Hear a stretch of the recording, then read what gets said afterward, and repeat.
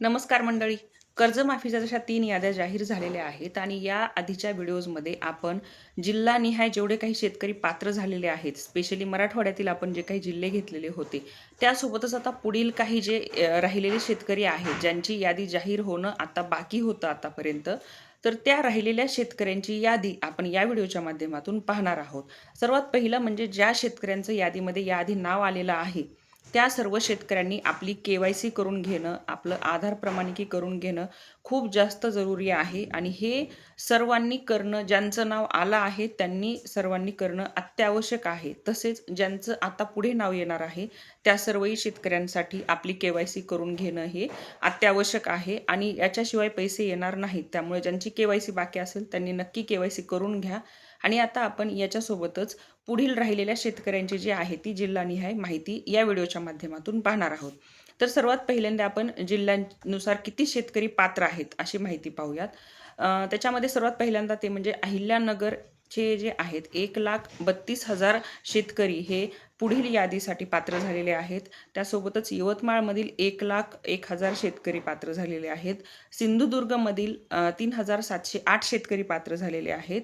रत्नागिरीमधील 7,078 शेतकरी पात्र झालेले आहेत. सातारा जिल्ह्यातील तब्बल 53,736 शेतकरी पात्र झालेले आहेत. धुळ्यामधील 3,517 शेतकऱ्यांची पुढील यादीत नाव आहे.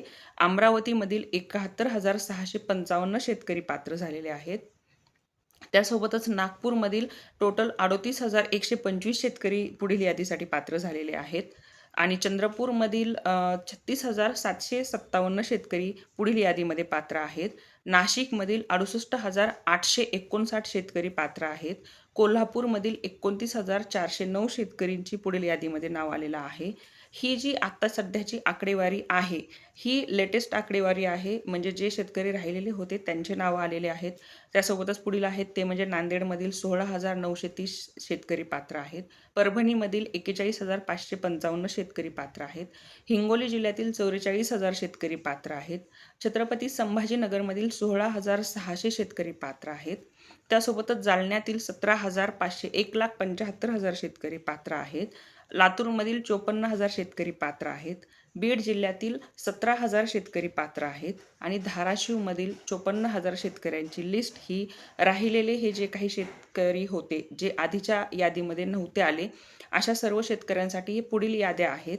आणि यासोबतच ज्या शेतकऱ्यांना आधी नावं आलेले आहेत, परंतु त्यांची रक्कम जर ओके दाखवत नसेल, म्हणजे जेवढी रक्कम अपेक्षित होती तुम्हाला, तेवढी जर रक्कम तुम्हाला आलेली नसेल किंवा तुमच्या यादीमध्ये जे नाव आहे त्याच्यासमोर जर तुमची रक्कम कमी जास्त दाखवत असेल, याच्यासोबत सगळ्यात पहिलं काम हे करायचं आहे की यादीतल्या रक्कम जर तुमची मॅच होत नसेल जेवढी तुम्हाला अपेक्षित आहे, तर त्या रकमा थोड्या अपडेट करताना प्लस मायनस झालेल्या आहेत सरकारकडून. तर त्याच्यामध्ये लगेच विश्वास न ठेवता लगेच आपण पुण्यश्लोक अहिल्यादेवी होळकर पोर्टल जे आहे आपलं कर्जमाफीचं ते चेक करायचं आहे. त्याच्यामध्ये जर तुमची रक्कम ओके दाखवत असेल तर त्या रकमेनुसारच तुम्हाला पैसे येणार आहेत, हे लक्षात घ्या सगळ्यात पहिलं तर.